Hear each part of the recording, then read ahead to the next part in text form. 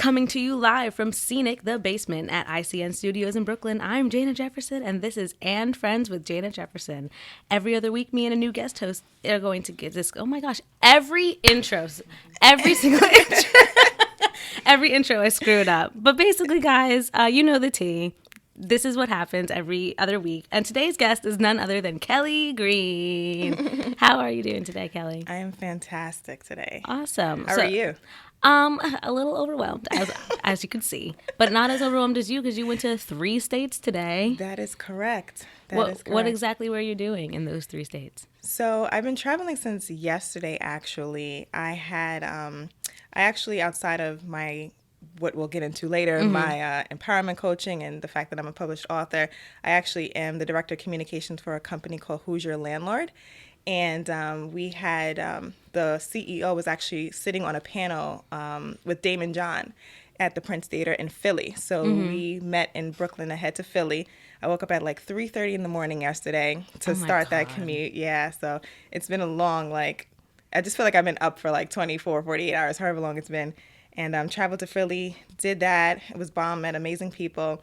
Then Philly is actually close to where my parents live in Delaware, so we stayed there. And then went back out to Philly again for the grand opening for one of our investors' coffee shops.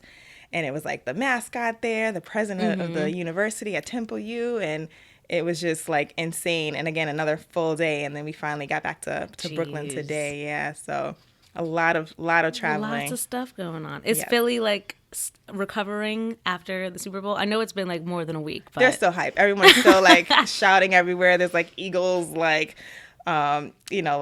jerseys everywhere and stickers and everyone's so excited, and still anyone who they see, you're still like, hey, we won, awesome. So really exciting. Are you also originally from Delaware? No, I'm not. I'm actually from Queens, New York. Oh, yeah, nice. Where I'll be going back after this. So I've been around today. Awesome. Yeah. So before each episode officially starts, I like to start off by giving my mood of the day, but it's called the Beyonce mood of the day because Beyonce is my Lord and Savior, honestly. People say, oh my God, Beyonce's my queen. No, she's been my queen. She's amazing. Since I think 7. I got Destiny's Child's The Writings on the Wall album as a gift when I was 7, and I'm like, who is that? Since. I love it. Have you seen her in concert? I've seen her twice. Yes, good. I saw her at I did the Mrs. Carter World Tour show. And then I saw her at Made in America in 2015. Nice, yeah. And, oh, my God. She's a phenomenal performer. Absolutely. I don't care if people who I don't like her. Or, how could you not? I know that's insane in itself. That person makes me nervous now. Exactly. It's just if you don't like Beyonce, you're I saw something on Twitter. It's if you don't like Beyonce, you're not being cool or edgy. You're just being untrustworthy. Yeah. That's basically what it is. The singing, the dancing, the quality of performance, just hands down. Top notch. Yeah. But anyway, we give our Beyonce mood of the day, and you can use a song, a lyric, whatever. Okay. Just give it has to have to do with Beyonce, though. It has to do with Beyonce. I have to still think about mine. I think, honestly, since I'm frazzled, I feel like that kind of manic energy that she has in the beginning of Ring the Alarm when she's screaming. I think that's kind of how I'm feeling, just the energy of it. I like that. Ring the alarm! Just screaming and flailing, and people are holding me back in the chair, and that's kind of how I feel. I like that. I'm thinking on the fact that Valentine's Day is tomorrow, and I actually am single and just did a blog post about single date ideas. Shout out, go singles. You hear my complete enthusiasm. Right, so I'm thinking single ladies and how it's okay to be selfish right now. Yeah. Yeah. Do you do a Galentine's Day with friends? I actually do not. In fact, I'm pretty sure I'm the only single friend right now, out of my group, which is totally fine. I'm not, I know that sounds so sad, oh my God, I'm the last single girl. But no, it's totally fine. They have children, some are married, engaged, boyfriends, but it's all good. That's all that matters. I'm excited for them, so. Yeah, as long as they're happy. Yeah, and they are, so I'm happy. Good. Listeners of the show, you're obviously in for a treat. I've created a Spotify playlist for the Beyonce Mood of the Day. So if you're a Spotify member, you can search Beyonce Mood of the Day and follow it, and each song mentioned by myself and my and friends to start off the show have been and will be added to the playlist. After each episode, you can stay up to date on your Beyonce discography because you never know when she's going to have a new album. I'm telling you, this is the year. Yeah, Like she's full of surprises. Something's about to happen. I can feel it in my bones. Like, without a doubt. So the first segment of the show is Talk of the Town, which is just like a bunch of, news stories going through everything that's happening. And since it's obviously Valentine's Day tomorrow, I found some stuff that has to do with relationships and love and I love it. all that jazz. Yeah. Let's get into that. The first Talk of the Town story, Idris Elba is on his way to being a married man for the third time. Yes. He popped the question to his lady love, Sabrina.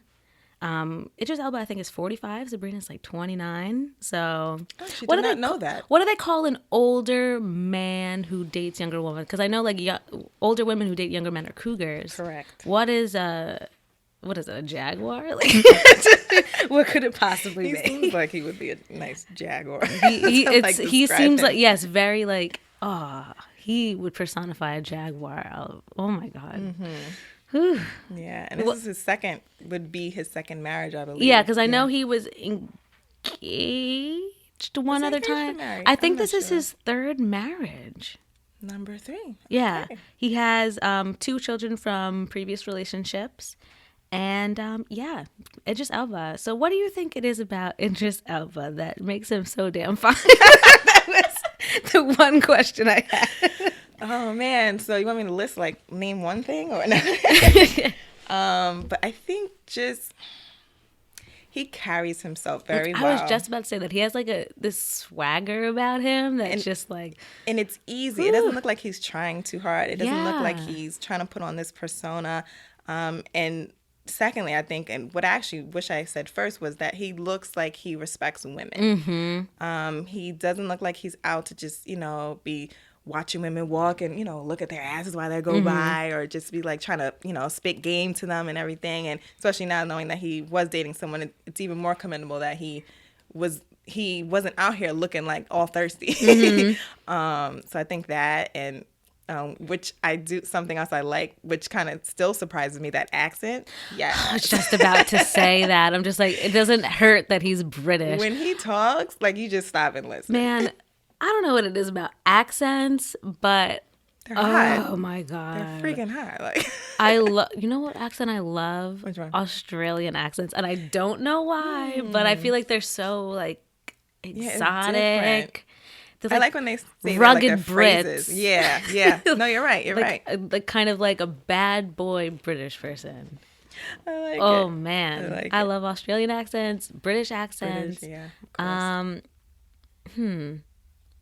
I feel like depending on what French men say, I feel like that's nice. Yeah. Because it's a very romantic language. Yeah. I used to have a thing for a moment in time, Hispanic guys. And I feel like we've all had that moment of that moment in time. Hispanic men are just like, I was going through this period where it was just like everything Hispanic was like, it was just hot, like Spanish, the language, like the food, like everything was just like, yes, I want it all. Give me this. Yeah. And then I mean, I still find it like attractive, of course, but I really like how to think. Have you ever dated a Spanish man? I have, yes. I have. It's actually one of my long-term relationships. Coming from high school into college, like nearly 4 years. Yeah, I lived with him and everything. So that was I was engulfed in a lot of Spanish culture. The food is just so good. Oh, delicious. Yeah, the person that I was with, for a long-term relationship, he was half Cuban. So we got good food and just good culture. Nice. Oh man, but I've had 2 white boy flings. I mean, this is whatever. And then a Puerto Rican fling. Oh, okay. Yeah. Yeah. So there's like a pattern there. Maybe. There's a pattern. But yeah, my ex was half black, half Cuban. Oh, okay. So yeah, he was half Dominican, half Nicaraguan. So ooh, yeah. Come on, spiciness over there. Yeah, a little spicy. Who are your celebrity crushes, since we're talking about fine ass Idris Elba? My celebrity crushes. I like Michael B. Jordan. He's pretty yummy. He still lives with his parents. I know. I saw the house actually. There's a video of him. Just stunning. Yeah. Oh my goodness. it's like going around where they come to your house and ask you like 20 questions or 50 Yeah, questions. it's the I'm Vogue thinking of thing. Vogue, thank you. Yeah, they did it for like Selena Gomez, and yeah, they were at his house asking him, and I saw like his parents, and they were like super sweet, and yeah, he still lives with them, and he's gonna be doing that, I guess, for a little while longer. That's fine. Right. Listen, if it works for him, he's like, they're roommates. Right? I'm saying it as if like I had this conversation with him, but he's like, yeah, we're like roommates right now, so it's pretty interesting, you know, still living with them. But yeah, he's freaking hot. Who else do I like? My favorite is Mahershala Ali. Oh yeah, Oh my God. yeah. When he was in some magazine. I can't remember the name of like which magazine it was, but he was wearing yellow, and yellow against his That skin skin, yeah, tone that's a is good just the combo. most. Oh my word! Oh my Yeah. God, he's so handsome. melanin just He's like- so handsome. He was in Hidden Figures. Yeah. And I didn't know he was in Hidden Figures. So when I was in the theater and he pops up on the screen, I'm like, so excited. I screamed in the theater, and my friend is like, "Are you okay?" I'm like, "I'll be fine." He's I was just like, girl, I'm having a moment. so Let me, like, handsome. Then I have like weird celebrity crushes. like who? Oh my God. Okay. I find Stephen Colbert extremely attractive. And That I is don't, a choice. I don't know. Okay, girl. Okay. We have a peanut gallery audience over here, and she is not having this. I don't looking know. like, I okay, really don't girl. know what it is. I feel like Stephen Colbert is super like that hipster. Okay, him too. Okay, come on now. Listen, everybody has their preference. You know. I don't know. So. And then Wise also looks just like, what on earth? Okay, hear me out. I don't know what it is. Just like that hipster, old, like whiter gentleman. I don't know. It's handsome to I me. like any older. Him and then freaking. Okay, you guys can leave. You don't have to be here. Him and who else? I think that's it. That's like my only weird crush. I also like. I should say I enjoy seeing Chris Evans on screen. Chris. Oh yeah. From yeah. Like Captain America. Like that's a. Chris Pine though. Oh yeah, he's yeah. I think most of the Chris. Yeah. He's getting like that, like a Salt and Pepper Bay. Like he's giving me Salt and Pepper Bay. He's getting that like white-ish beard. It's very Yeah. handsome. Oh, but we can't talk about celebrity crushes without talking about. Oh my God, what is his name? Oh my God, why am I drawing a blank? What does he look like? Where's he from? He's from Moonlight. Oh. Fine brother with the big white smile. Oh my goodness. When he was God. in Girls Trip. No, not him. Oh, not that- Trevante oh, that guy. Rhodes. Oh, okay. Trevante Okay. Rhodes. The guy from Girls Oh, you know, I Trip think it was is the green look. Kofi Cerebo. Yeah. He's another one. You're Do right. you know he's only like 23? Yes. Yeah. Jeez. It's like I should be was illegal surprised. for a 23-year-old to look that fine and grown. I was surprised. Like, whoa. Do you have any like female crushes? Like girl crushes? Yeah. Like female celebrities? Female celebrity crushes. Margot Robbie. Oh, okay. Yeah. I think she's beautiful. Like absolutely beautiful. I love Cameron Diaz, just like her personality. Yeah, she seems really fun. But I think that's kind of it. And then of course Beyonce, but like whatever. Yeah, It's like a given. that was like no, yeah. That's like, given. For me, it's like Beyonce and J-Lo. J-Lo. Like, She never ages. I love me some J-Lo. Yeah, She's just from so like beautiful. when I first got introduced to her to like now, I'm like, wow, like you're awesome. I feel like with like my female celebrity crushes, it's like towards their personalities, never towards their looks. Like I'm like in love with Kehlani, the singer, yeah, the but like singer, her yeah. personality wise. Yeah. Yeah, like personalities always attract me before looks do.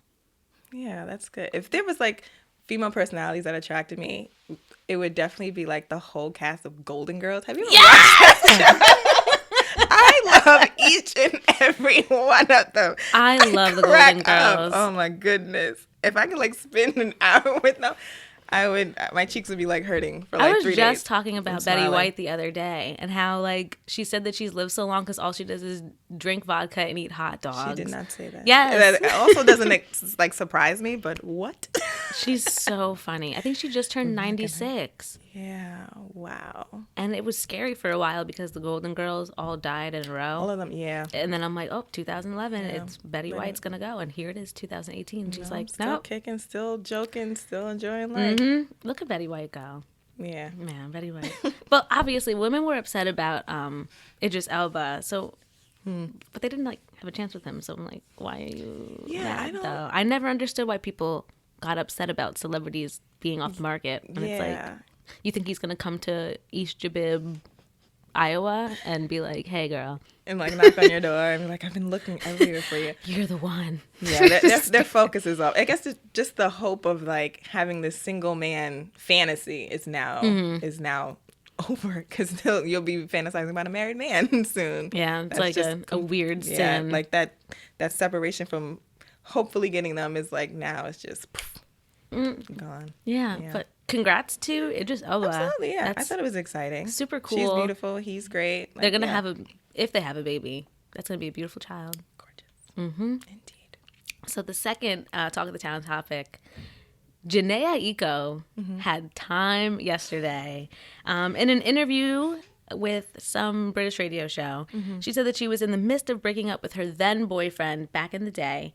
When she was in the midst of that, she went on a platonic date with Big Sean, who she's dating now. So people were like, why would you date someone when you were like, people just judging her. So she went on Twitter and explained that her then boyfriend at the time was in a secret marriage. Whoa. And that's why they were on the rocks. So, and then she and Big Sean were platonic for like 2 more years before they started dating. Wow. I've been traveling. I totally missed all this on Twitter. Yeah. I think in the interview, basically, she's just like, yeah, Sean asked me on a date, and I'm like, I have a boyfriend, but I also want to, I've never sat courtside at a basketball game before, so I want to take the chance. Well, when you're okay, first of all, it's a lot. That's messy as hell. As soon as you find out, like, you are involved with someone who's like in this secret marriage or actual marriage, like girl, you're not off the market, because he's not off the market. So you are free to date as you please, and dating would give you the opportunity to interact with multiple partners if you so choose. If you can keep up with the attention that you have to like give to everyone to keep them happy and continue to focus on yourself, Godspeed. You can do that. But yeah, and as long as you're like being safe about it, especially if you're sexually active with multiple partners, you want to consider that. But I don't think, it sounds like once she found out about that relationship, she did say, okay, let me focus on Big Sean over here. Like he appeared. Let me get this brother some attention and see. Especially where if this he was goes. like nice enough to take you to a basketball game and you got courtside seats. Yeah, like, that's pretty nice. He could score stuff like that. But I see what you're saying. Like it is thoughtful. Yeah, and then in the middle of that. Well, not the middle. So, like, after they went on the date, they were, like, just platonic forever. Like, Big Sean dated, Ariana Grande. And he was engaged to Naya Rivera. Yeah. Ooh. Yeah, that turned out to be even. And you know what? I really did have hopes for them. And then I started hearing that she was really crazy. And I'm like, maybe Sean needs to get out. Yeah. Like, get out. He basically told us later, like, take his picture and let him get out. Like, he needs to get out. So. Dodge the bullet here. And then she was married to Dr. Genius. And then she had her baby was from another relationship. She has like a 9-year-old daughter. Yeah. So then they just kind of were always like not together, but they were always like, it was maybe the right person, wrong time a lot of the time. But I think what's good about that is you get an opportunity to see a person for like who they are when there is no pressure of like, on the girl's part, like, let me see how I should act or how I should text or what I should say or how I should dress so that he'll be more attracted to me, so that he'll want to ask me to be in a relationship with him. And then for the guy, like whatever his motive is, it kind of, you have that freedom to like just be friends and like, get to know each other and, show them your quirks and, be silly and kind of just be yourself. Yeah. Yeah. And then eventually, hopefully something will sprout from there. And it certainly did. Yeah. And they're so cute. They are. Even when, and freaky. Have you seen her Instagram comments on his, oh my God. That's what I mean. Like, she's like a little freakily, like, out for the like, world. The things that she writes in his comments. Like, I saw something. I don't even know if I destroy could say my that. throat. Like, say it on Whoa, here. Girl. It was very like the thing that she wrote something recently detailed. that was like detailed. I mean, like, what? Something about, like, I don't even want to say it, Yeah, but it involved his face. Yeah, I was going to say sitting in places. That we'll leave it at that. Yeah, just his face. It involves his face.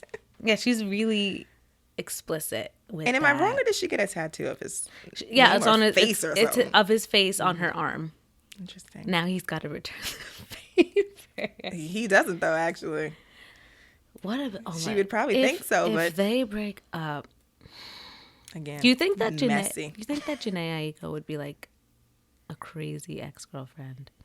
It seems so. I feel like whenever I see, like, online talking about him, it almost is like she's under, like, this spell or something. Like, she's just so mesmerized and, like, fixated on him. And of course, there's nothing wrong with, like, loving on your bae, but it seems like if he vanished or left her, oh boy, she might be like you wouldn't hear the end of it. No. Have you ever watched Crazy Ex-Girlfriend? I watched maybe one episode of it. But it's basically like this girl, like, I think she met this kid in high school, and he was, like, nice to her once. He was, like, the jock. And she, for 10 years, could not stop thinking about this one nice jock in high school. And then they met on the street when they got older. Or, like, she found out that he was going to be in her city. She's like, oh, my God, I've been waiting for this day. And he's like, who are you? Wow. It's so, like, I only watched the first episode, but it was so funny because it's just like some girls really do get like a little like too much. Very hopeful. Very. Very attached. And that's interesting that they weren't even, like, it was a high that she held on to for so long. Yeah. Like, maybe she I guess if you know, you know. And she seemed to have known. I mean, like nothing sprouted from that. Did he go, you know what, I do remember, or let's have coffee, or no? I think it was just that was it. It was literally like I think he saved her from getting hit by a car when they were in, like, high school or something. Oh, okay. And then I guess she was like, oh my God, he's the one for me. Yeah, that's and more then context. she that's like a bit extreme. She like, oh my God, this man. I think he's like, no, I'm going back to California. I think they, like, caught up or something. And then she's like, oh, like, what a coincidence, I work in California. And she ended up moving her job to California, and she, like, had, oh my God, she found out where this kid lived. Oh my, it's wild, but it's really funny. Wow. It's a really funny show. Yeah. I mean, I feel like we've all had those, not that moment, but, like, where you know enough about your crush to be like, I can get by. Yeah, I'm pretty sure most people, because of the ease of, like, finding things out, like, everything's pretty public now. Pictures of, like, your family, your dogs, trips you've been on in the last, like, 6 months. Like, you know, if anybody was listening to this, saw my Insta story, you'll know I was in Delaware, I was in Philly, I'm in Brooklyn. Like, you pretty much know my agenda for the day. So, yeah, and I think most people have been, quote unquote, guilty of snooping around a little bit. You know, like, it doesn't hurt to check and, you know, whatever see. passes the time. Yeah. Like, hey, just like if it was a job interview, you might, you know, Google the person or something, and, you know, yeah. I don't think there's anything wrong. It depends on how deep you go. Yeah. If you, like, know their favorite, like, movie just by, like, surfing the net. Yeah. That's a little extreme. And then you kind of lose out on, like, asking those questions and, like, hearing it. You know their cousins before meeting their cousins. It's like, oh, yeah, that trip with Aunt Brenda. You're like, how you know about my Aunt Brenda? Like, bye. Yeah, I thought you said that. You didn't say that? I would have totally played it off like, what do you mean? Like, I thought you said that like 5 minutes ago. Oh, my God. So even after explaining, Janae Aiko, after explaining how her and Sean weren't together, but then they went on the date, yada, yada. People were still, like, calling her a hoe and a slut and all this stuff, even when she explained it. So that was another thing that kind of grinded my gears. That's unfortunate, those people's opinions. A lot of people are just so quick to label. Like, it's not their business. It's not their responsibility to identify or, like, label someone, rather. They want their opinions to matter. And, you know, I think, like, especially when it comes to, like, relationship status, like sexuality, like all those things. How you respect yourself and vocalize like what you feel or what you believe in. Like I think it's your place, like it's your opportunity to be yourself. And with like her, why are they bashing her? I don't. I guess look I at don't the understand. husband though. Yeah, too. that's what I'm like. Why It's are they like focusing on her when you're he's acting in a like whole he's marriage? a hoe, but he's secretly married to girl. And she apparently wasn't even dating Big Sean, because it seems like the focus is like, oh, you were with someone and then you're dating Big Sean. Like, no, it's like no. I went to the a basketball game with my friend. Like dating isn't like sleeping with someone. Like exactly. dating is hanging out and she getting to know. She even said, she's like, and for all you nosy people, none of this happened, none of that happened afterwards. Shouldn't even have to do. What a shame. Just be like, it's none of your business. Women like, always have to defend on, themselves have a like seat, that. It's distract so yourself ridiculous. with something else. Yeah, but a lot of people want to, especially with social media now, everyone like has an opinion and they want to like broadcast it as if it's the opinion to have. Like, my opinion is fact, not fiction. Like, we're going to focus on me and try to build the hype around that. Because then more people jump on. It's like a bandwagon. Like, they just jump on like, oh, yeah, let's tear her down. Let's trash her. Like, this will be easy. This will be fun even for some people. It's crazy how people can get a rise out of just like being awful to people. It is. Especially people who are like Jhené Aiko and successful and shouldn't have to justify themselves. No. People who she's never going to pay attention to. No, never will meet. Never will have to share a space with, more than likely. So it's sad she had to like interact with that, like have that type of experience. Now that's part of her history. It may not be part of her future where this conversation continues about that situation, but now it's part of her history. And depending on how she like experienced it and reacted from it, she can either just brush it off and continue to move forward, or maybe now she has to like heal from it and maybe do some self-reflection. Like, now you're giving this girl extra work to do. Exactly. She kind of was like okay with until the world just decided to attack her. And all she wanted to do was just answer a question about her and her boyfriend. Yeah. It's just ridiculous. And hopefully that wife found out about that husband, and I hope so too. Because that is messy. Yeah. Messy on 100.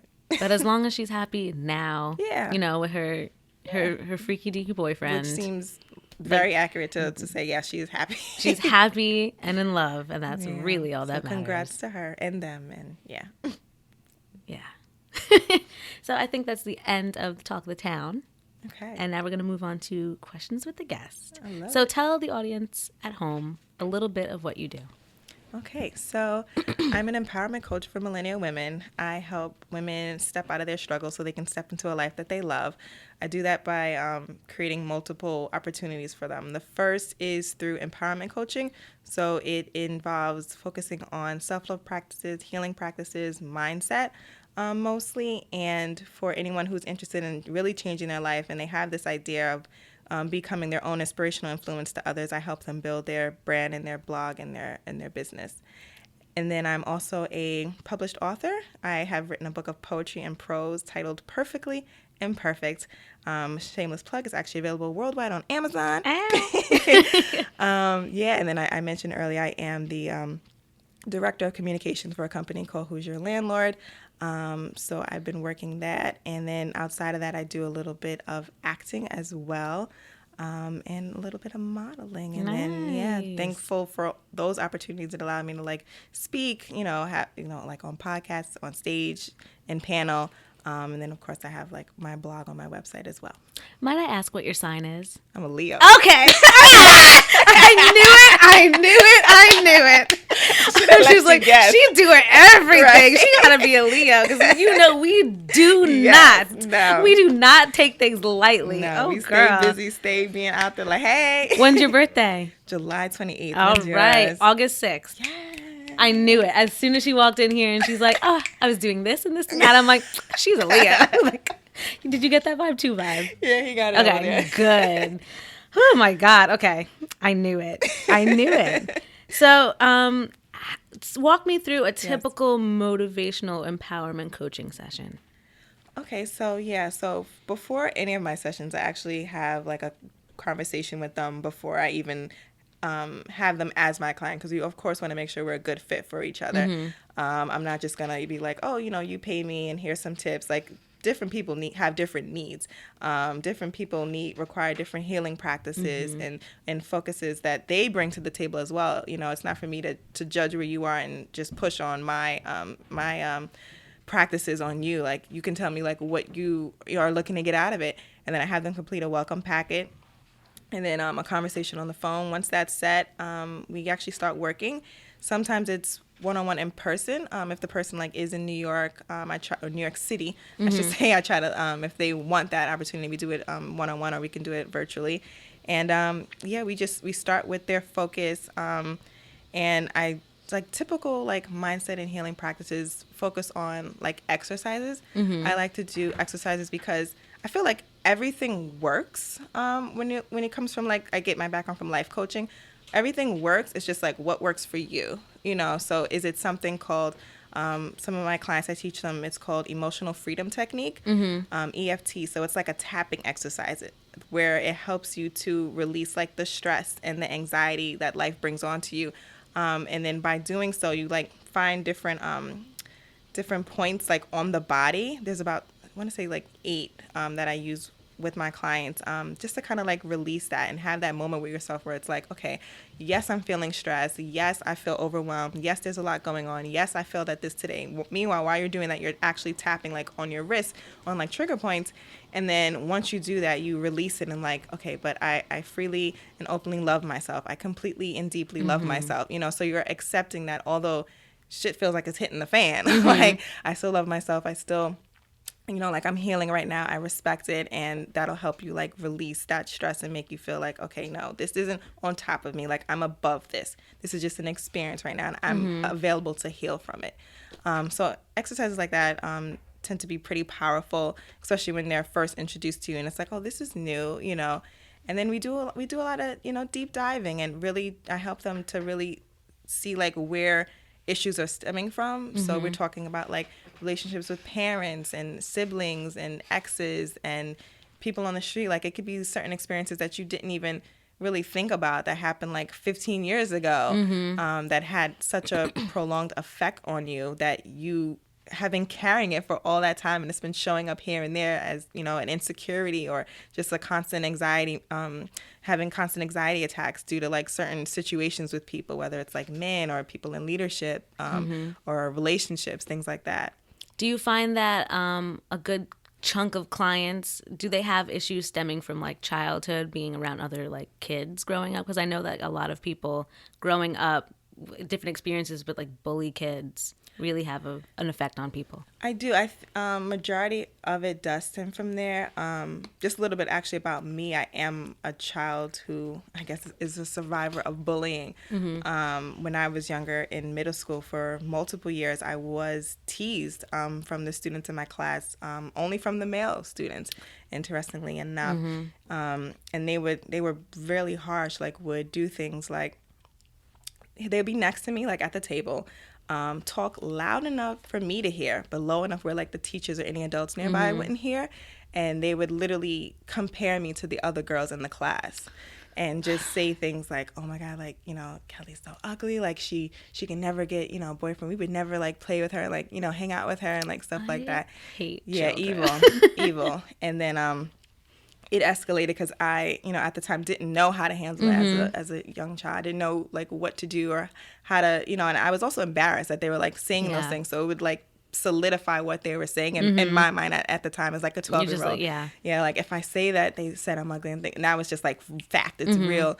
To the point where like they continued to do that, and they eventually, I guess, decided we should name her for her looks. So they actually titled me like Monkey. And like one day they actually put like bananas like on my desk and stuff, like when I was in the room like alone like studying. So it was pretty rough. And that went on for a couple years, and then of course that like trickled on until like how I became who I am today. Like of course, like I ended up getting like really insecure about my looks as I grew older and trying to get attention from males because I thought they wouldn't want me and wouldn't like me. So I almost had to like prove that I could get their attention. And then at the same time, interestingly enough, that's where I feel like I was always like a happy kid, aside from the bullying in school, like at home with my family and things. I was always happy.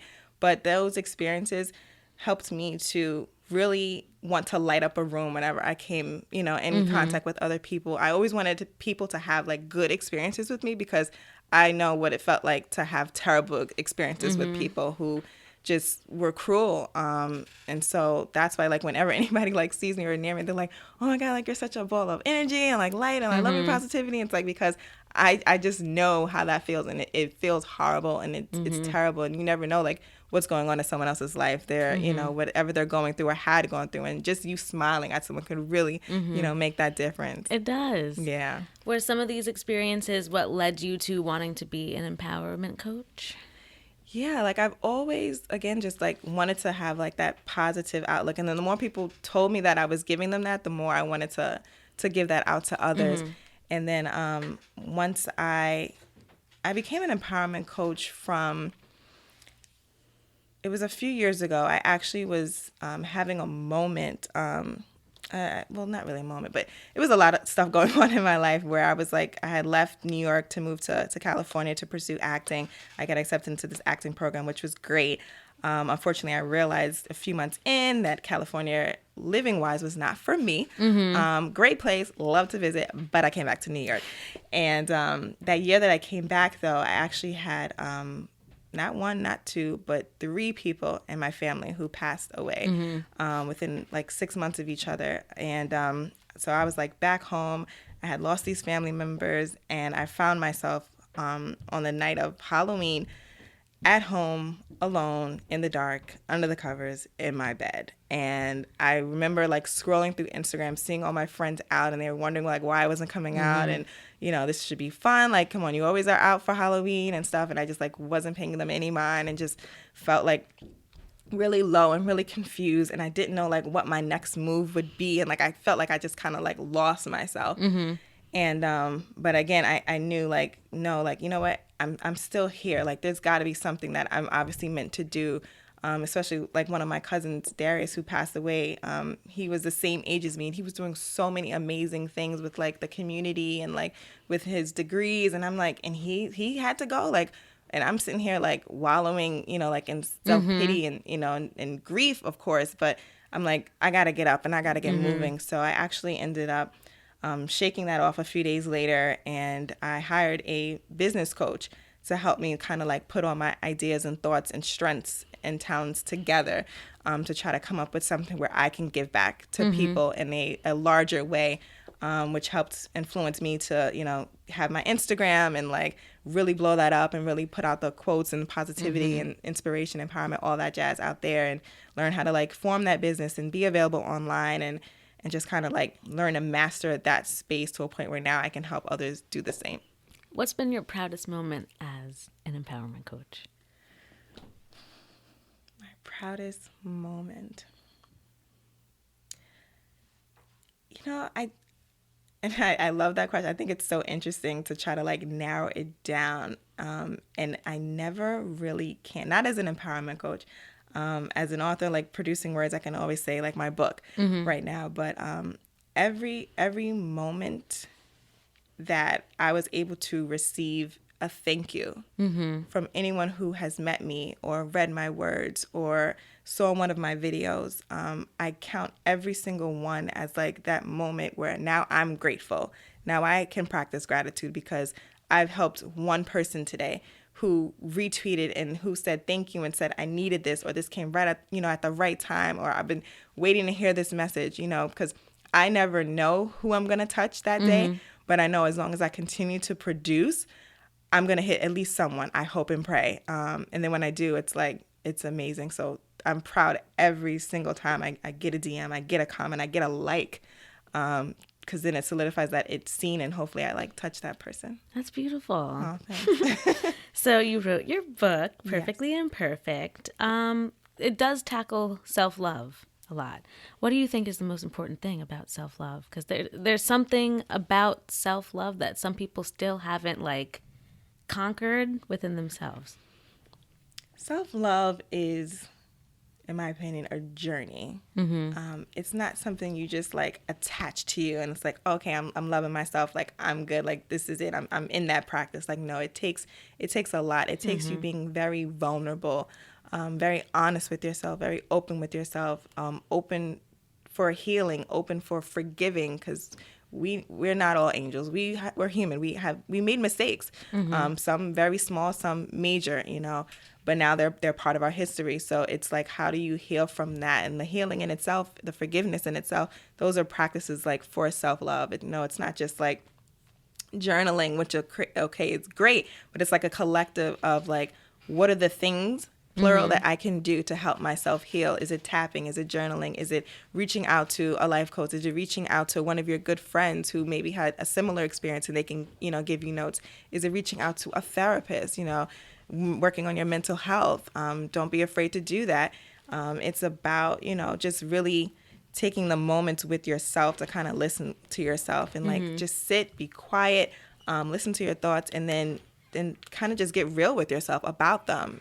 Don't just think about things that happened in the past and like let it go. Figure out how you can grow from it and how you can detach from whatever pain that it's still giving you and that hurt, so that you can move forward and continuously practice self-love. I'm going to be practicing self-love for the rest of my life.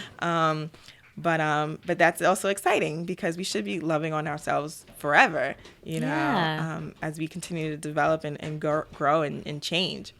Yeah, I agree. Yeah. There's people now in my life, like, as old as we are, who are still like, I still don't know myself. I still don't know how I want to feel. I don't know what makes me happy. And I'm like, it's going to take a while. Yeah. Yeah. I was talking to the owner of Crown Magazine the other day, and we were actually talking about like the process of learning yourself and how many people don't know themselves. They just know like this idea or this persona, like, oh, I'm someone who, let's just say I work a 9 to 5 at this company, and I'm the daughter of these 2 people and the sibling of this person, and I drive this, and I hang out with these 5 people. But what about you? Like, what makes you you? And like taking the time to like decide those things, your interests, your dislikes, the things you crave, the things that you may think you shouldn't like desire, but maybe you do. Maybe you want to, in the spirit of like Valentine's Day, maybe you want to be a little kinkier, with maybe your partner, or maybe you like, going out to like haunted houses instead of like coming home to roses like sprinkled out on the floor. Like you have like your preferences. So it's like little things like that, even like just getting to know yourself, aside from like all the healing and forgiveness too. Like, who are you? What do you like? What makes you you? Especially since Valentine's Day is around the corner. How do you think that your book can help sort of mend and heal broken hearts? Right. So in the introduction of my book, I wrote, I have to be open in a way that heals the hearts of those left broken.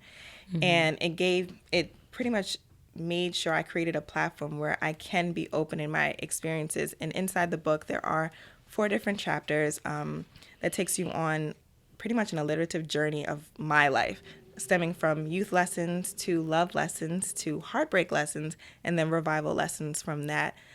Because it is like a path, but I wanted to make sure, yes, it took you through this journey of like heartbreak and like finding that love and then losing that love.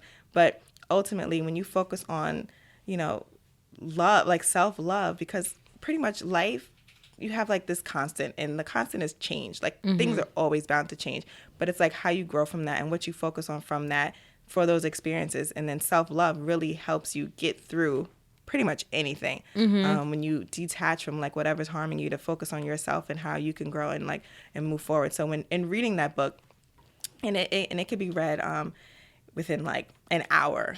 So even just like sitting down with like a glass of wine and maybe something good to eat. You're in a bubble bath, whatever interests you, and just like going through that journey, and kind of a lot of people say like it really resonated with them, things they like never really healed from. They understand like, yes, okay, I wasn't alone here. Like this happened to me too, and she got through it. Like I can see now how I can get through it.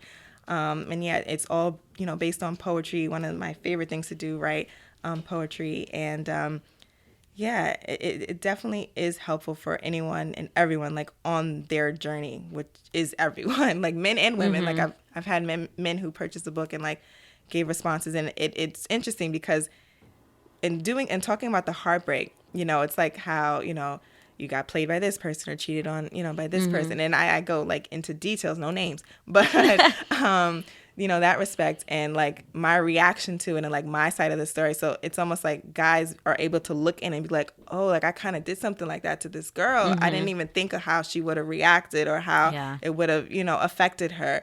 And now I just feel like now my mind is open to better respect women and things like that. And I'm like, oh, thank God. Like, great.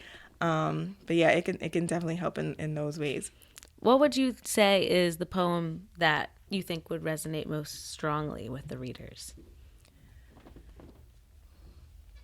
The one that could resonate most strongly. It's funny, like the first poem or like the introduction and like the last page of the book, which is literally on the cover, I love, and it says, "You are deserving of the love you love to give." And it's just like, again, that constant reminder, because so many people I find, as I like grew up, and I'm sure I'll continue to interact with people like this who are so set on making sure they love on other people. Sometimes when it's not even reciprocated, like they're just trying to be, do all this and, be this amazing person to someone, and they completely neglect themselves, their dreams, their health, their families, just to focus on this like one other person. And I feel like that's not at all like what relationships are about. Yeah. It's about, like being your best self and then helping that other person be their best self. So then they can help you be your best self. And together y'all are like growing and elevating. Exactly. So it's not about like changing someone or molding someone into who, you expect them to be.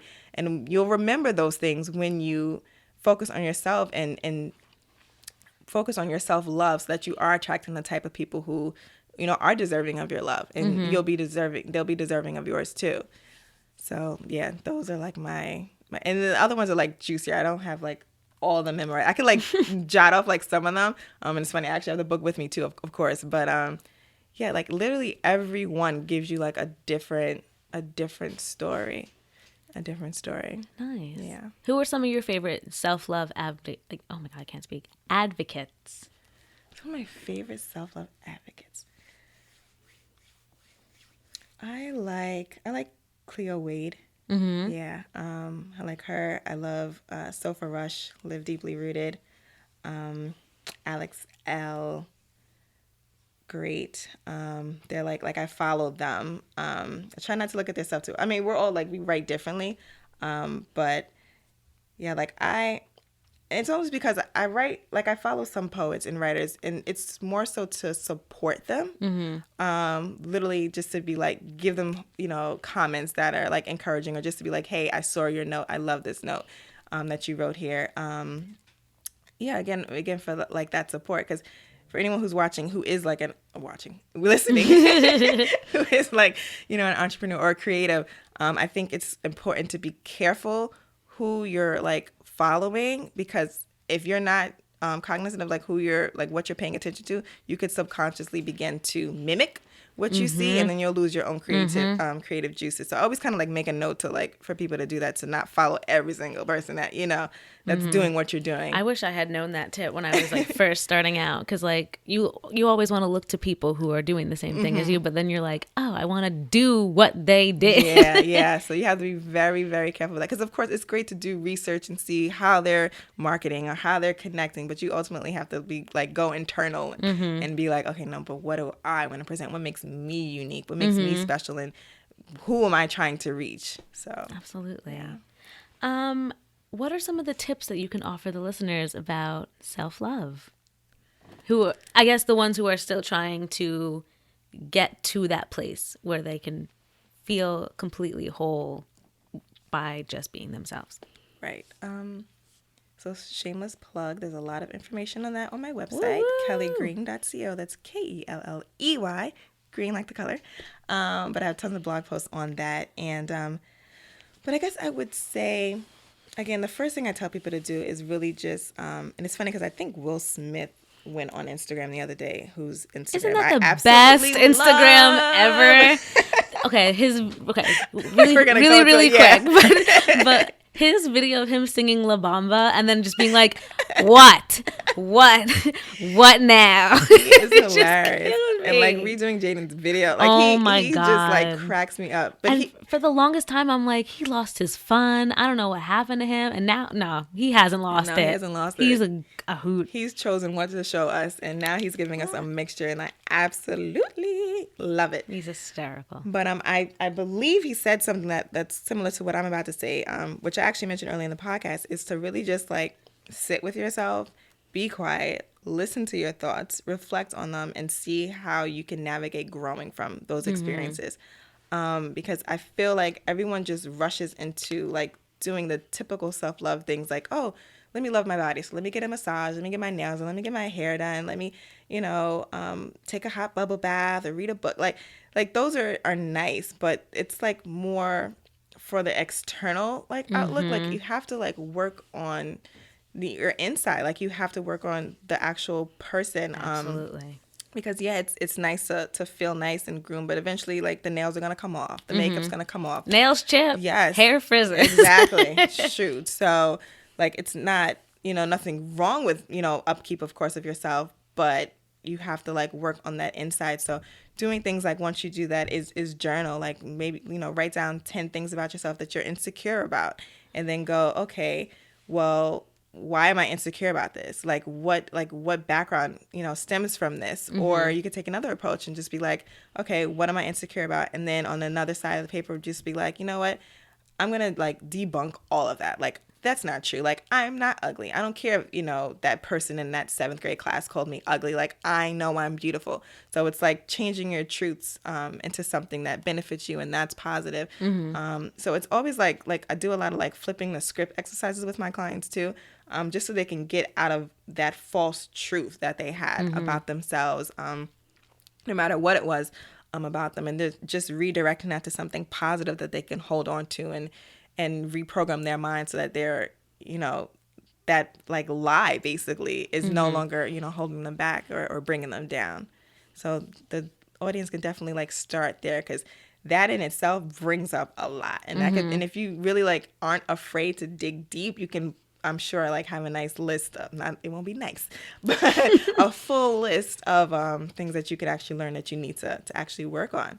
And there's nothing wrong with needing to like heal. There's nothing wrong with finding yourself like experiencing anxiety and like depression. Like, just recognize it. Like, don't ignore it. Like, that's Absolutely. the worst thing you can do. The worst thing you could do is just stew in it. So exactly. And just like yes. And I remember like I was actually talking to someone who I was seeing, and I remember saying like, I feel off.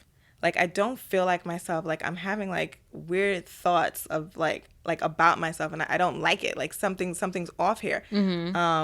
And I'm not a doctor, so I'm like, what if like it's some type of, something I just can't identify myself. So I was like, I'm thinking of seeing a therapist, just to kind of like get these thoughts out of my head, about myself. And then he was like, you're looking to see a what? And I was like, a therapist. And he was like, let me see your hand. And I was like, what? Okay. So I like extend my hand to him. He grabbed my hand and he turned my hand so that it hit me in the back of my neck, as to say like, what, are you crazy? Like, he's like, you don't need to see a therapist, you're fine. And I'm like, people are so dismissive. I'm like, I'm literally saying I think I need help. And you are just like you said, just dismissing it and making it almost seem like that is a crazy thought, when really I'm trying to prevent the crazy. Yeah, like mental health is honestly still such a stigma in this community, and it's like, we need to stop. It is, and it's really sad, especially like from older people as well, who, like, I've talked about mental health and looking out, like going to see therapists, and like for older people, they're like, no, then you're walking around and people are gonna think you're the crazy person, and you're like, they're gonna have like all these negative things to say, and what if you don't get a job? What if like God. all these things. I went to therapists when I was like 10 and 11, and I'm fine. Yeah. Like sometimes helps. you just need to talk to somebody who won't like like you said, like, I want to go to a therapist, and your friend's like, why would you do that? Right. Like, just go to it, and they'll be able to talk to you. And I've had another friend who had went through definitely a troubling time in her life where she lost her mother. And I said I recommended that she go see a therapist, because I'm like, that's not something I resonate with. I won't be able to help you through this experience. So why don't you see some professional help to like get through it? They'll have like the tools and stuff for you. And she like naturally reacted like out of anger, actually. This is someone I've known for like over 10 years. And she was like, why would I go see a therapist? Like, I don't need to see, they won't identify me. They don't know what I'm going through. And just like kind of buzz off. So I was like, okay. So I'm like, this is obviously a hurtful time. I'm going to let her, get all this energy out. I just stayed quiet. I was like, okay, and let her get that all out. And then, we hung up. A few days later, she had like called me back, and actually I think it was like a week or so. And then she was like, hey, she's like, I just wanted to apologize about like spazzing on you. I'm like, it's fine. Like, that's another thing like I've learned, like just detach from like experiences that you may like have an effect on you. That's, not a good feeling. So I'm like, okay, she's going through something. It ain't me, like she's not angry at me. She's angry at what happened to her. So, and that definitely is a natural reaction. Like when a parent passes away. Absolutely. That's extreme. So totally understandable. But she said she called a therapist and had a session actually like really quickly, and she thought it was great. Like it was not what she expected, and she actually learned like healing practices and things like that. And I just say that again to tell people, like, just because you may think other people may think that you're crazy because you're going, or that it's unnecessary, or that it's weird, or that, you're thinking they won't understand my problem, they won't resonate. First of all, there's plenty of therapists to go around. Like maybe you go to one, it's not for you, find another one. There are options, there are opportunities, but at least try, especially if you're feeling like you need to. If that thought is in your head, act on that thought instead of acting on the thought of ignoring it because you're worried about what other people might think. What are some of your go-to self-affirmations? My go-to self-affirmations. So in my room, I actually have like Post-its around my bedroom that remind me to like, it just says things like, you didn't start this just to quit, did you?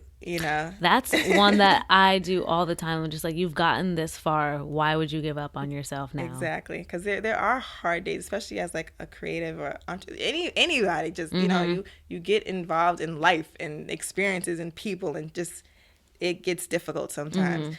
So it says things like that. And then I also have like a Post-it that just, and this may sound, obviously I do things for purposes to help me be my best self. So it says like, Kelley Green, like, you are beautiful, you are talented, you are smart. The words that you say are ones that fall upon the ears who need to hear it. Things like that, to encourage myself to like just keep going, to keep pouring that out there, to make sure it's coming from a place of love from me to someone else.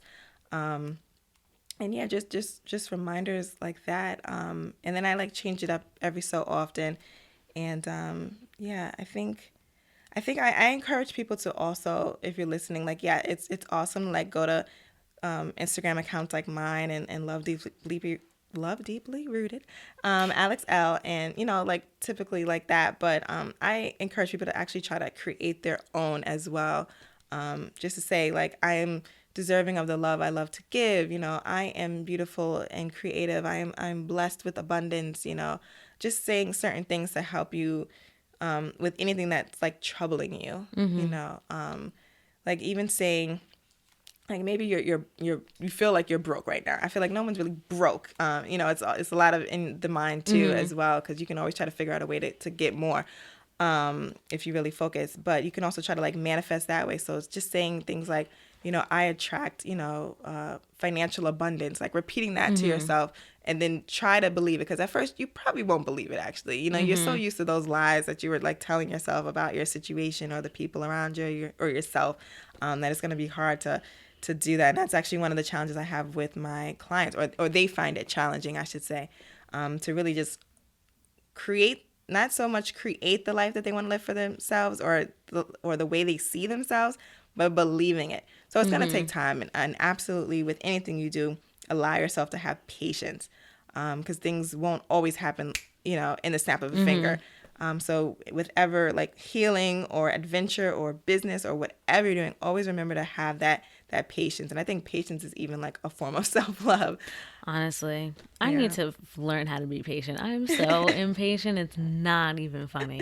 It's a practice. Terrible. Patience is a practice, and it's, it's like that mental too, that piece where it's like, okay. And then you allow yourself not to react from impatience, because the way you react to something with patience versus impatience will be completely different.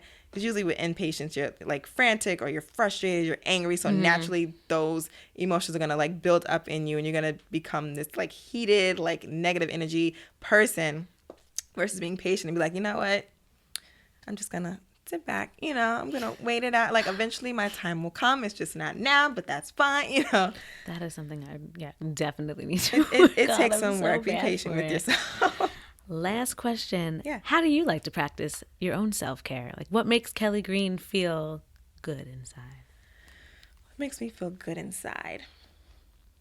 Aside from writing, I love dancing. Yes. Yes. What styles? Like love dancing. I'm a dancer as well. Oh, nice. I actually grew up dancing since I was like 3 at Perfections Dance Studio in Elmont, Long Island. Shout out. Hey, Perfections. Yeah, that was my first dance school, and I was doing ballet, tap, jazz, and then as I grew older, it became ballet, tap, jazz, hip hop, modern.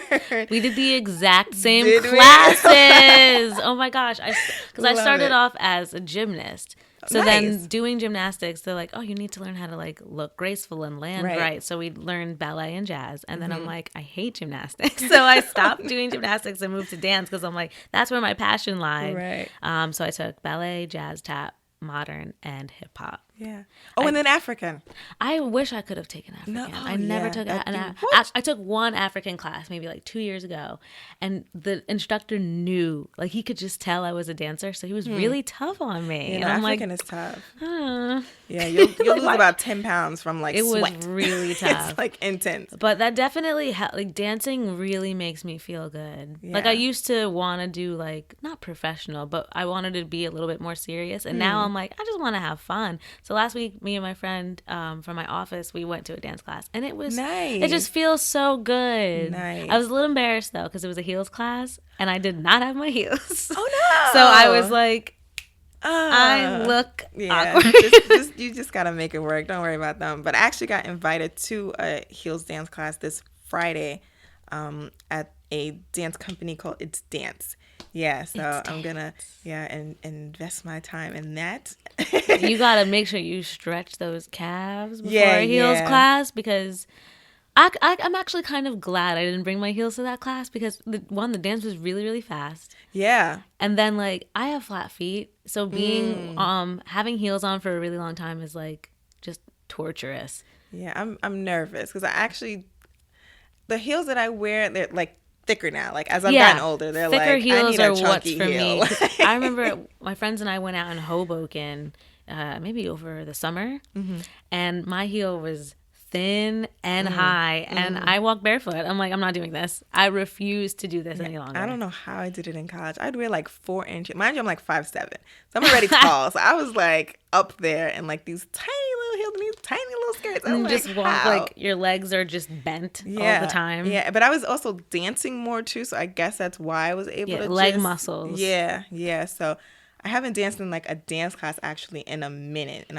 I'm like, oh my god, am I really gonna go into a heels class? Yeah, I told myself like 2018, I need to take at least one class a month. Nice. Because all 2017, I didn't dance at all because I was so focused on like getting a job and writing all the time. And I'm like, oh wait, I forgot. Like I love to dance. And I need to also work on my stamina because I could not keep up. I was like, after every time she made us run the dance like 10 times in a row, and I'm like, can we take a water break? Right. She did not let us take a water break. And that I have not done like a choreographed dance in a minute. Like I'm just doing like my own freestyles at home and stuff, and I'm like, oh, it's like riding a bike. You'll get back into the swing of things. To me. I'm like, I still have rhythm. I still can focus and pay attention. Things still work. So you're gonna be just fine. I'm sure I'll be fine, and I'll have lots of fun. Nice. That was a question portion of the show. Hope you enjoyed it. I did very much. Thank you. Of course. And can I like read your book? Where can we get it? It's on Amazon. It's on Amazon.com. You get free 2-day shipping when you order there. Or you could go to my website and get an autographed copy. Ah, nice. Our last segment of the show I think it's my favorite. It's called Unpopular Opinions. You just give an unpopular opinion. Okay. And we just talk about it. Because everyone's got an unpopular opinion. Interesting. And then I always have, obviously I have to have several. So I always have to think of many. One, though, I am going to say, because it's been like in my spirit. Okay, let's talk. Okay. We're not going to sit here and act like Takeoff is not the best Migo. Oh. That is... Takeoff is the best Migo. He's definitely... Yeah, they're... And it's funny because I saw the interview where they said that Quavo said that he was... especially for the people... Is. Or I'm being corrected. He absolutely is. Yeah. And it's funny, I was like talking about them because I actually was like playing around. I was doing a dance to what did I make up a dance to? Stir fry. It wasn't stir fry. Yeah. T-shirt. Ah, yeah. I love T-shirt. I remember I tried to make a dance to T-shirt in my kitchen last year. That's funny. I did it. I started making it in my kitchen. This was actually in Delaware. My parents' house. They had this huge house property in Delaware, and it started in the kitchen, and then we went to like the family room and like moved the furniture like out the way, and just like went in and did that. But it was yeah. I think he really is. I choreographed for my dance team in college, and the best dance that I made was to Fight Night. And still to this day, like, that's Takeoff's song. The whole chorus is just Takeoff. Yeah. Damn. I think that Takeoff is the best. They're all great. And then, what song is that? Motorsport. Yeah. I never hear his verse, and then when I finally did, I'm like, why don't they ever play this? Like, it's so good. I didn't hear for a while either. And I feel like he gets forgotten, quote unquote, or just like saved for last. He's like the Michelle. Yeah, which isn't fair. Like, I don't, because Michelle's very talented too, and I don't know why people acted like she wasn't. Right. She was just like always forgotten. Yeah, she was a couple steps behind sometimes. She wasn't the best dancer, but her voice was certainly something. Absolutely, and very unique. Like, you can identify her when you hear her voice, unquestionably. And she was great. And she was great. Yeah. So yeah, Takeoff is very talented. I feel like all the Migos have something special. Yes. I think that Takeoff is obviously the best rapper. Like, his flow and delivery is just stupendous. Stupendous. I feel like if they broke up, which would be weird because they're all related. Yeah, that would be weird. But like, the Jonas Brothers I'm like, remember when the Jonas Brothers broke up? They broke up. You know who also was family and broke up? LMFAO. They're family. I think one of them is like the nephew of the other or something like that. Yeah, but these guys are like brothers. I think Takeoff is the nephew, or Quavo is the nephew of one of them, and the other two are cousins. Something wild like that. But Takeoff has the best delivery and flow. I think Quavo just has like the aesthetic that people are drawn to. People like to see him like in the videos, like on the stage. But I don't think he's the best rapper, like, at all. He's just so, I don't know. I feel like if you heard one Quavo verse, you've heard all of them. They all sound very similar. Huh. Don't look at me like that. That's really thinking. He's not. It's just like doesn't surprise me. Like when he's on what song? He was in that one song with that One Direction kid. The verse doesn't excite me ever.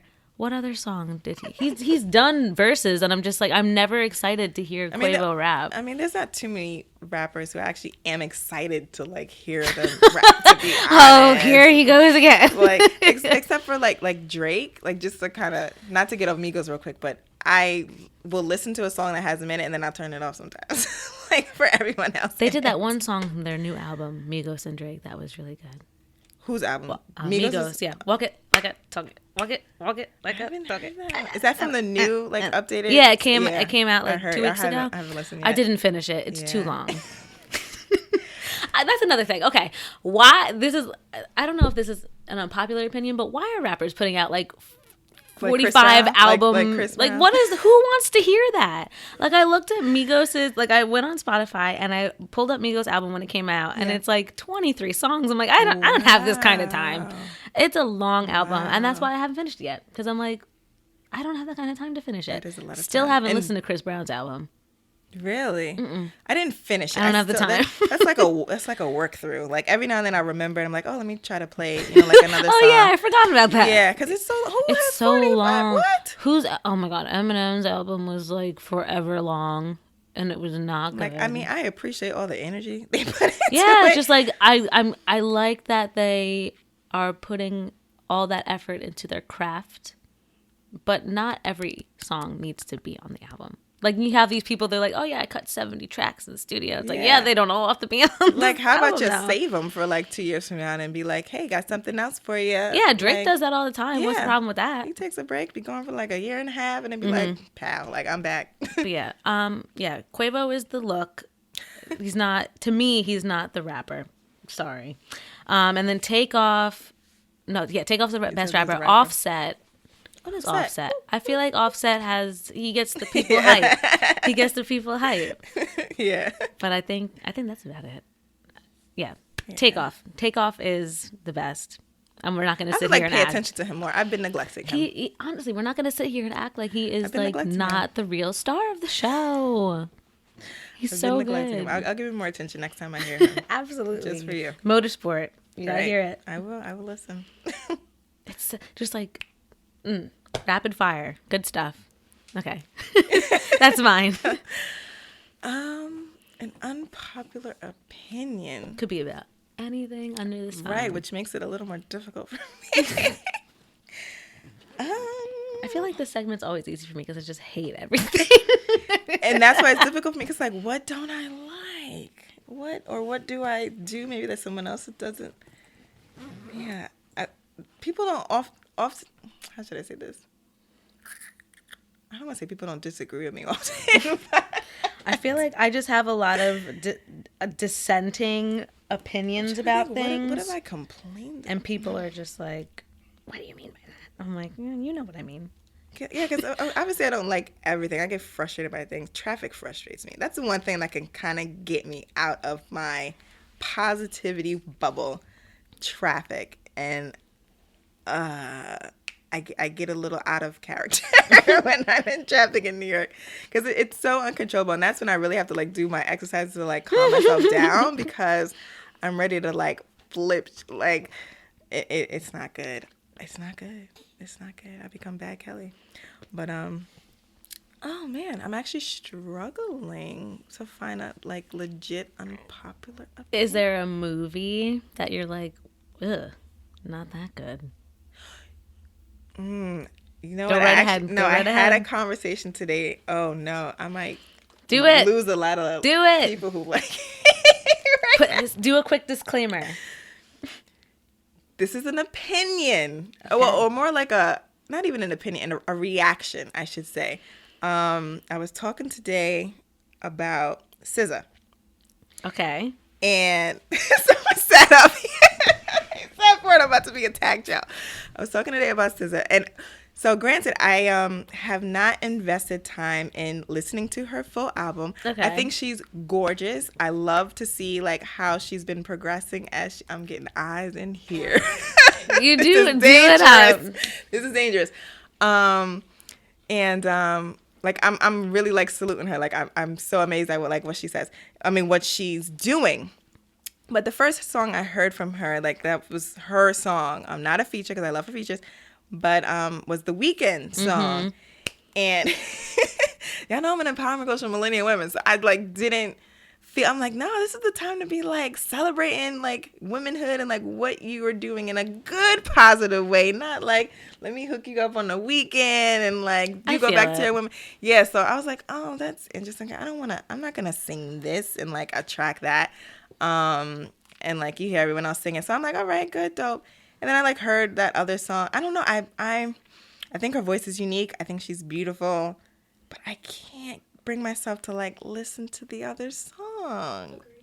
I understand that. I do understand that. Our last episode, we actually had a conversation about how SZA is not for everybody. Yeah. And how like people were really upset at the Grammys that she didn't win, and I'm like, I wasn't upset because she's not for everybody. Yeah.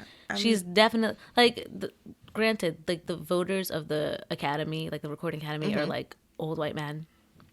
So not like They're not obviously gonna old white men are not their going to experiences, they're not gonna understand. resonate. No. My man is your like no. It's not gonna happen. But I completely understand where you're coming from. Yeah, like I'm not attracted to the music. I love her on like Rihanna's what is it, Consideration. When I look when I tell you I outside love my it. window, Yes. What? Why? You and I were just jamming to that a couple weeks ago. Love it, yeah. So good. But the artist and the music, The even one her tweet, I don't know. I'm just feeling it. Even her tweet. And I'm trying to like support the person, and it's just yeah. The one thing that bothers me about SZA, when she performs, she doesn't open her eyes. She always has her eyes closed, and she's always moving her hands in a very I don't watch her perform. fancy way. Like what I'm doing right now is exactly what she does when she sings. Interesting. And I know don't if that's know. nerves. Is that nerves? I don't know, but it's just like it's something that I noticed, and now that I've noticed it, I can't not notice it. Like they just dropped the video for All the Stars. Mm-hmm. And like the video was very like everyone was kind of like in like a regal pose, and then when her part would come on, she would be like doing the hand thing again in the middle all alone, and I'm like, now when I look, I'm not gonna be able to it's just like unsee that. It's that's like the one thing that really bothers me. I wish she would like she has a beautiful face. Open your eyes when you sing, and don't do that with your hands. Yeah, no, she's gorgeous, and I like that people are drawn to her and what she's doing, and good for her. Good for cool. her. And that's that. I'm gonna no, I understand out of that. there. Yeah. I like how Don't hate me, SZA fans. I said nothing wrong. This is just like my reaction. I hate when people bash others I'm because not they bashing. don't. No, like people no, are no, like, right, no, yeah. I don't like you because you don't like this musician. It's like no, okay, I'm the not world gonna- will keep on spinning. Right. There's a lot of musicians. Like I said, I'm not here for Quavo really like that. Yeah. The world will keep on spinning. I just I do like Quavo though. Now, if we had another unpopular opinion of mine, I would probably get kicked off. Like, my show would be canceled, but I can't say it. I've mentioned it a couple times on the show, but I can't. Well, you're not talking about Beyonce, so I guess no, of course not. Could be, what could be bad? I can't say it. I feel like that's gonna be about a person. Yeah, or it's a musician that I'm just male like or female. I think that's for the listeners to go home, listen to all my episodes, go and back, you find guys. out. Yeah, that's the homework assignment for everybody. Just listen and try to come up with who I might be talking about, and then hit me up in the DMs and be like, "You're a bitch." As long as it's like not Issa Rae or like Tracy Ellis Ross or something, oh my God, then no. I might have to get out of it. No. Issa Rae. I was just talking about Issa Rae and how like she is my everything. I tweeted at her once in college, and that's what like she still wasn't like Issa Rae. Right. Like she was still like awkward black girl. Yeah. And she like favorited my tweet, and I'm like, I would print that out. And like, I looked it up. I looked it up a couple of months ago, and I'm like, it's still there. So she's so perfect. And Tracy Ellis Ross. That's another woman crush. Yeah, you're right. Ooh, I love Tracy Ellis Ross. You're right. And she's personality and she's beautiful. So that's like all supreme around. bae. Love it. Hair, just hair. Oh my God. Head to toe. And she's been posting a lot of her old modeling shots lately, and I'm like, how can you get even more perfect? Look at baby Tracy. She's so beautiful. Okay, when is Girlfriends going on Netflix? Because I'm tired. I don't know. I'm still waiting for like the shows to come back. Power and Atlanta and like Atlanta's coming soon. Yeah, I'm just waiting. I can't wait for that. Waiting. And then Insecure is just perfect. What else am I looking forward to coming back? I don't know. All my shows are like on. I watch a lot of reality TV because I'm like just a trash bag. I watch Top Model. Top Model is perfect though because Tyra's back, so now it's actually worth it. I heard. It's actually worth it now, and she's giving them real tips. Like no shade to Rita Ora, but she was not giving them. I thought I just grabbed. She was not giving them any constructive feedback. She's just like, "Oh, I wouldn't like this on Instagram," and I'm like, "Girl, that's not helpful. That's not helpful at all, at all." Thanks. But yeah, are you a big fan of reality TV, or it depends? I'm not a big fan of reality TV. Okay. Yeah, Wise. yeah, it's a lot going on. Every now and then, if I'm around people who enjoy it, I'll like sit in, and then I already feel like, oh, I can't believe I'm watching. These people are crazy. To me, it's just like it's good to numb the mind every so often, and that's the best way to do it. That's the choice. Yeah. Yeah. For me, it's Top Model. This is the first season of Love and Hip Hop I've ever watched. You know Miami. I do watch a reality show with my sister. I don't know. What is it called? Are You the One? Maybe Is that what like they're trying to find? Like, yeah, it's like, oh my god, like 20 people or something like that, and they live in this house and they're trying to find their match. I think it's so because I don't like The Bachelor. I don't like to watch it. I've never watched that. Or show. The Bachelorette, like that's a show that's never going to end. Because it's just like the one person and all these people swarming, like that just unattractive. It was unattractive to me, but yeah, in this house, and it gets messy. Like it is like reality where it's like people hooking up and like fighting and stuff. But I'm just interested in them trying to figure out who their match is. They're trying to figure out in that house who is the match that was pre-chosen by whoever's like doing the show, based on like their personality traits and their interest in other people. And then when you get it right, if you can get all matches in before the end of like the season, they get to share $1 million. Wow. Yeah. So I'm just so interested in them figuring it out and just being like, nah, y'all not gonna make it. Y'all not gonna win. Sorry. Like, does the audience know? Like, oh, it's like, no, we don't know until the end. Wow. Yeah. So once they match it up, yeah, if they make it, then we'll know like, oh, they'll come back and do like a reunion show, and you're like, okay, this was their matches, going on. And you're like, really, like them two? Sometimes it's like ridiculous. Like I would never picture them together. Other times it's like, oh, and it's cute when like sometimes after the show people are actually still together. But sometimes your match may be not even someone you really want to like be with, which is interesting. But I just like to see if they'll win. So it's more like a prize reality show. So I guess I enjoy it for that reason. I think the competition shows to me are the most exciting. Yeah. Like I'm watching I watch Big Brother regardless, but Celebrity Big Brother's on, so this is actually a really good season. Like the actual Big Brother has been really bad the past like couple seasons. Oh no. But now that I don't know, the celebrities are going hard. Like some of them you could tell watch the show and they're doing it up. Yeah. So except for Omarosa, I just don't want. Oh my god, it's just an injustice. But yeah, I didn't cast that. And then oh my god, RuPaul's Drag Race is like the best reality show. My sister loves that. Yeah, and my cousin, they were just watching it, I think like a couple weeks ago, and like singing songs from it and like so good. Going off. And it is entertaining, like it's when I see it, and so impressive with how the makeup. Men make up. Oh my goodness. gosh. I'm like, that's really? For real. Wow, good job. Amazing. And how could they can walk better than us in heels. Walk, twirl, spin, split, kick. And their heels are thin. So I'm like, how is this happening? I can't walk in thin heels and they sure can. Full confidence. Oh my god, amazing. Full confidence. Quite impressive. How did we get to reality TV? This took a turn. Easing ourselves? Issa Rae? Oh, we were excited for shows coming back. Yes, okay. yes. That makes sense now. Okay. Segue. I think we're done here. That's good, though. So that's all for And Friends with Jana Jefferson. Follow me on Twitter and Instagram at JNA Jefferson.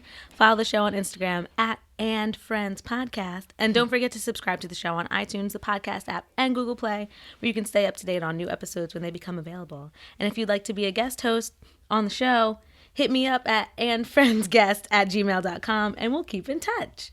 Extreme thanks to my guest host for today, Kelley Green, for being incredible. Do you have anything to promote yourself?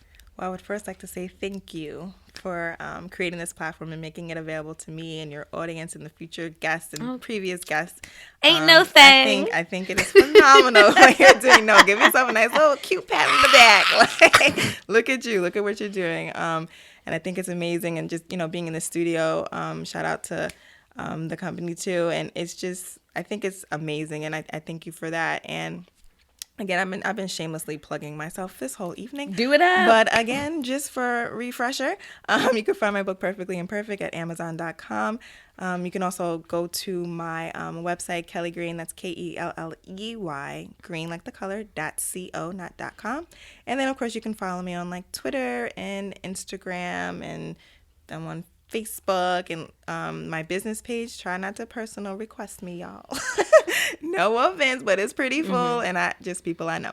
Anyway, yeah, so like my Instagram and Twitter, that's at Kelley Green _. So you can shout out me there and tell me, you came from this podcast. I'm not stingy with the follows. I will follow you back. I will DM you back. I'll email you back. Like, I'm very big on communication. So shout out to you for the people in advance who's going to hit me up. And everyone else, just, continue to practice self-love and enjoy your life and make the most of it. Do what makes you happy. I couldn't have said that better myself. Oh, and before the show officially ends, we always do a little, okay, so to round this out, last year when the show started, we did like an FU to Donald Trump. But now that we're trying to be positive this year, you gotta give me like warning before that I'm name. sorry. Like, it's like Voldemort. But now that it's 2018 and things are, we're trying to be more positive. So now instead of that, we do like a what he should do instead of tweeting. So instead of not tweet. Don't do it. Instead of tweeting, this week I think that instead of tweeting, Donald Trump should he should have to just... I think he should get some wig glue. Did you see that video? Whoa, going up the stairs. Girl. Oh my gosh. That was mortifying. Oh my God. But is it bad that I enjoyed that a little bit? I just wish he would stop with the faking. Girl. It's so obvious. I'm just like, because that's what you get for like trying to put on this facade. Like, no, that is a mess up there. A mess and a half. And nobody on your team cares enough about you to help you. Like, that's saying something. It's there. Like, so we know you look like Friar Tuck. Like, like, honey, Donnie, baby. Oh gosh. It's okay. He is. And he's what, 72 or whatever? We know he's bald. Whatever. Just get some wig glue, girl. Whatever. Yeah, he needs to just like get stuck in a room with some powerful people and just talk about Black history. But he can't talk. He can't just talk. Sit and listen. You gotta just listen. Just listen. Hush. Shh. Quiet. Just with that, listen to this intelligence that you just face. Won't be able to like mimic. Who even if you. Ugh. Who do you think would be in that room? Telling him, DeRay McKesson. I think that would be a really powerful person in that room. Colin Oprah, Kaepernick. Of course. Obama gotta be in there. Oh, absolutely. Because he can't stand the man. So, DeRay, Oprah, Colin Kaepernick, and Obama. Just having them speak. And he'll just sit there like, that dumb face of his. Oh, man. It should just be like a rotation, just like for a whole day. Just Wouldn't that be something? And record it so we all can see. And then, of course, we get some amazing Black history knowledge and talk about what they're doing. So exactly. This is the month to do it. For a great cause. Absolutely.